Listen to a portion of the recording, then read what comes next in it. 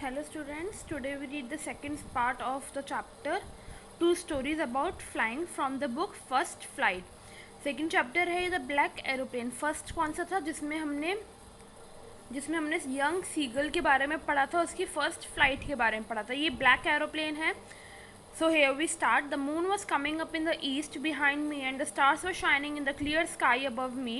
There was not a cloud in the sky. तो यहाँ पे ऑथर क्या बोल रहे हैं कि जो चांद था वो ईस्ट से आ रहा था, मेरे पीछे था, स्टार्स हर जगह चमक रहे थे, मेरे मतलब पूरा आसमान साफ था. एक अच्छी फ़्लाइट हम अफोर्ड कर रहे थे. ठीक है, अच्छे से हमारी फ़्लाइट हो रही थी. कोई भी क्लाउड नहीं था स्काई में. मेरे को बहुत खुशी हो रही थी कि मैं अकेला पूरे आसमान में अकेला था मेरा एरोप्लेन. ठीक है, I was flying my old Dakota aeroplane.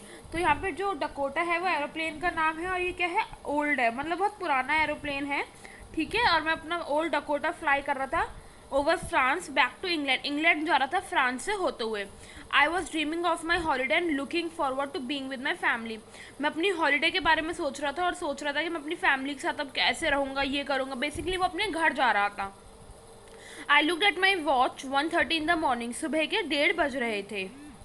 I should call Paris control soon. I thought, मुझे लगा कि देखो जैसे कंट्रोल रूम होते हैं ना, तो इन लोगों को कंट्रोल रूम में जाके बोलना होता है. तो इसने फिर सोचा कि मैं control room, Paris control room में फ़ोन कर देता हूँ, उनको रिपोर्ट कर देता हूँ.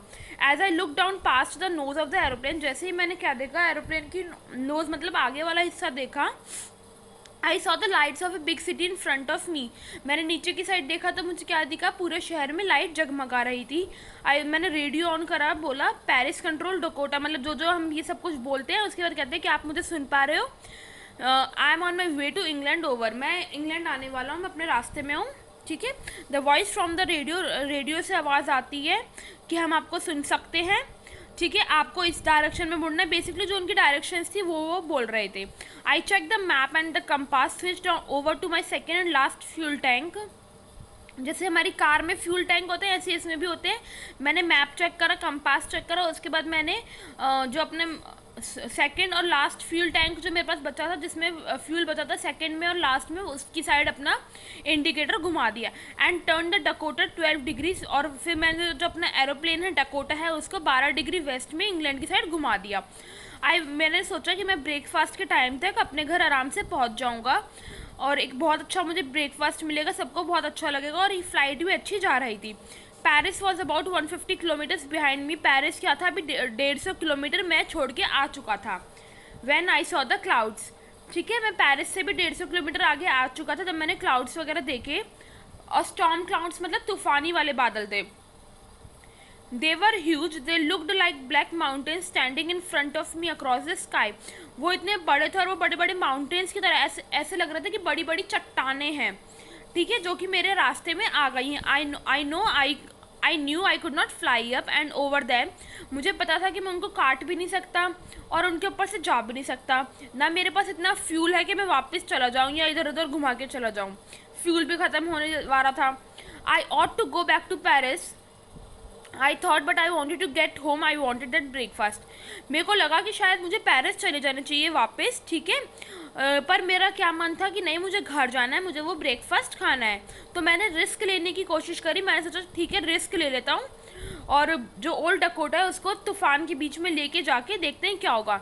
इनसाइड द क्लाउड्स के अंदर एवरीथिंग. अब देखो काले बादल से तूफान वाले तो एकदम जैसे ही वो क्लाउड्स के अंदर गया तो सब कुछ काला काला हो गया. It was impossible to see anything outside the aeroplane. Aeroplane के बाहर देखना सब कुछ इम्पॉसिबल था, क्यों, हर जगह ब्लैक ही ब्लैक था. The old aeroplane jumped and twisted in the air. जो एरोप्लेन था, जो डकोटा था, वो हवा में घूम रहा था. मैंने कंपास की तरफ देखा. I couldn't believe my eyes. मेरे को अपनी आंखों पे भरोसा नहीं हुआ. जो कंपास था वो घड़ी की तरह गोल गोल घूम रहा था और वो भी ख़राब हो चुका था, वो भी वर्क नहीं कर रहा था. जितने भी इंस्ट्रूमेंट्स थे, रेडियो वगैरह से, वो सब बंद हो गए थे. ठीक है, मैंने रेडियो चलाने की कोशिश करी, वो भी नहीं चल रहा था.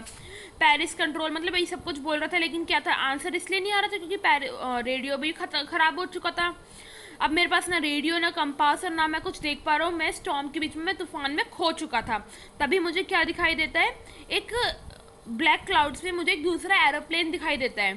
पिक्चर में देखिए, आपको एक दूसरा एरोप्लेन दिखाई दे रहा है. तभी मुझे अपने आसपास एक दूसरा एरोप्लेन दिखाई दे जाता है. ठीक है, इट हैड नो लाइट्स, उसके विंग्स में, जो उसकी ये विंग्स हैं, इसमें कोई भी लाइट नहीं थी. It had no lights on its wings but I could see it flying. But मुझे क्या दिखाई दे रहा था कि वो मेरे साइड में फ्लाई कर रहा है.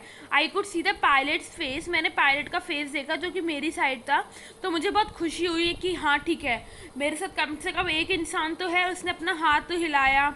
ठीक है, तो मैंने भी ऐसे मतलब दूर से हेलो करते हैं ना वैसे, तो वो कह रहा था कि मेरे पीछे पीछे आओ, follow me. He knows that, वो उसको पता चल गया, मेरे को लगा कि उसको शायद पता चल चुका है कि मैं खो चुका हूँ, तो वो मेरी हेल्प करने की कोशिश कर रहा था. He turned his aeroplane slowly to the north, उसने धीरे धीरे अपना एरोप्लेन नॉर्थ की साइड लिया मेरे डकोटा के आगे. सो मेरे लिए बहुत ईजी हो गया उसको फॉलो करना. आई वॉज वेरी हैप्पी, मेरे को बहुत खुशी हो रही थी, जैसे कि एक ऐसा बच्चा होता है ना जो हर कोई बात मानता है, हर बात मानता है. मैं बिल्कुल उसकी तरह उसको फॉलो कर रहा था, उस बच्चे की तरह जो हर बात मानता है. आधे घंटे के बाद जो वो एरोप्लेन है वो अभी भी मेरे आगे ही था क्लाउड्स में, मतलब आधा घंटा उनको हो चुका था. Now there was only enough fuel, अब मेरे डकोटा में सिर्फ इतना ही फ्यूल था कि वो 5 या 10 मिनट और फ्लाई कर सकता था. अगर इतना फ्यूल था बस. 5 या 10 मिनट फ्लाई करने के बाद, नहीं तो वो क्रैश हो जाता अगर से ज़्यादा वो टाइम लगाता. तो मुझे फिर से डर लगने लगा कि ठीक है अब वहाँ से तो बच गया तूफान से, लेकिन अब यहाँ से कैसे बचूंगा फ्यूल से. पर अब वो धीरे धीरे क्या था, अब वो नीचे जाने लगा था. ठीक है, I followed through the storm, मैंने भी तूफान को मतलब उसको फॉलो करा, स्टॉर्म को फॉलो करा. सडनली क्या हुआ, मैं बादलों से बाहर आ गया और क्या देखता हूँ, दो बड़ी बड़ी पट्टियाँ, लाइंस देखता हूँ, लाइट्स की पट्टियाँ रनवे पे. रनवे मतलब जहाँ पे एरोप्लेन उतरता है ना, तो वहाँ पर मैं देखता हूँ कि पट्टियाँ दिखाई दे रही है. बेटा पट्टियाँ होती है जिन पे उनको उतारना होता है, बेसिकली लाइट्स की पट्टियाँ, उसके बीच में उसको उतारना होता है. तो उसको दूर से ही दिखाई देने लग गया. दैट मीन्स रेलवे आ गया, एयरपोर्ट आ गया, अब वो सेफ है. पर जो स्काई था वो एम्प्टी था, वहाँ पे कोई भी एरोप्लेन उसको नहीं दिखाई दे रहा था. जो वो ब्लैक एरोप्लेन था वो खो चुका था, मेरे को वो कहीं नहीं दिखाई दे रहा था. मैंने अपना एरोप्लेन लैंड करा. ठीक है, और जो कंट्रोल टावर था, जो मेरे डकोटा का कंट्रोल टावर था, वहाँ पर गया और उनसे, वहाँ पे जो एक औरत बैठी थी, मैंने उससे पूछा कि दूसरा पायलट कहाँ है जिसने मेरी हेल्प करी, मेरे को उसको थैंक यू बोलना था. वो मेरे को बड़े हैरानी से देखती है और कहती है, अजीब तरीके से देखती है, हंसती है मेरे ऊपर. दूसरा एरोप्लेन, कोई दूसरा एरोप्लेन नहीं था. ऊपर सिर्फ आपका ही एरोप्लेन था जो आज उड़ने वाला था, और आज कोई फ्लाइट भी नहीं है आपके एरोप्लेन की अलग की जगह. ठीक है, सिर्फ आपका ही था जो पूरे रडार में था. तो मेरी हेल्प किसने करी, मुझे कौन लेके आया, मेरा रेडियो भी ख़राब था, कंपास भी ख़राब था, मेरे पास फ्यूल भी नहीं था. वो पायलट कौन था.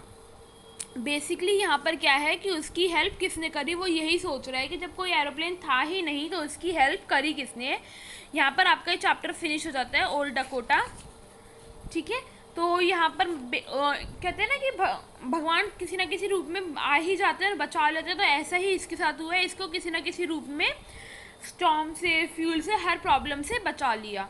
तो यहाँ पर आपका चैप्टर ख़त्म होता है. Thank you so much.